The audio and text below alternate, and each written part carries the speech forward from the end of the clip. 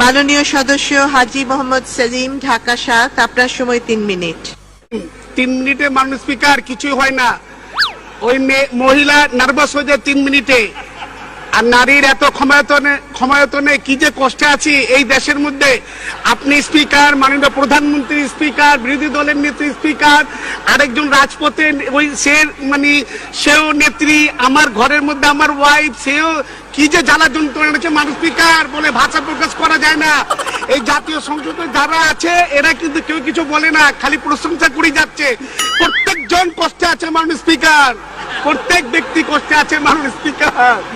দেখ, আমি আমার কথা বলি মাননীয় স্পিকার, এত বড় আইন এই 3 মিনিট দিয়ে হয় না, একটু সময় বাড়িয়ে দিয়ে। আপনার মন উদার মাননীয় স্পিকার, আপনাকে ধন্যবাদ। একজনকে জিজ্ঞেস করেছিলাম, ভাই আইন শৃঙ্খলায় যারা নিয়োজিত নাম বললে চাকরি থাকবে না, শালার বুতেরা। উনি বললেন আল্লাহর কাছে, শালার বুতেরা, শালার বুতেরা, আরে বাড়াই দেওয়া হয় না, আল্লাহর কাছে বিচার রইল। ও ভাই স্লোগান দিয়েন না, এবং স্লোগান দিবি মেরাম, এবং এইরকম বিচার আল্লাহ সহ্য করবে না। যার তুমি ঠিক দাও কেন শালার পুত ভোট দেন দাও, আবার ঠিক দাও। সবাই হাত তোলেন। শালার বুতেরা মুনাজাত কর, মুনাজাত কর, পুরো শালার বুতেরা মুনাজাত কর।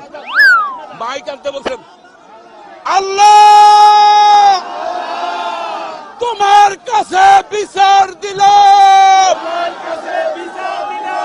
আওয়ামী সন্ত্রাসীদের সাথে। ওই এটা করে কোনদিন মনে মনে খুবই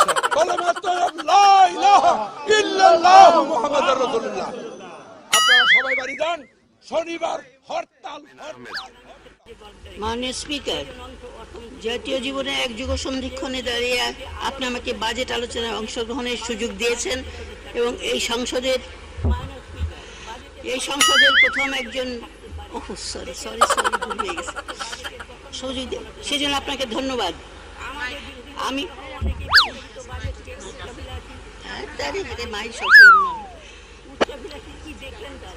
বাজেটের আলোচনা শুরুতে শ্রদ্ধামত চিত্তে স্মরণ করছি সর্বকালের শ্রেষ্ঠ বাঙালি, আমাদের জাতির মুক্তি সংগ্রামে অগ্রদূত। মাইকটা কাছে রাখেন, আপনার মাইকের।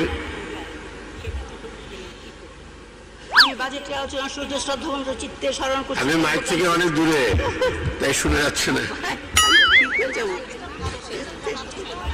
ঘুরছে না গো, আমি তো দাঁড়িয়ে আছি স্টেজে, কেন ঘুরছে?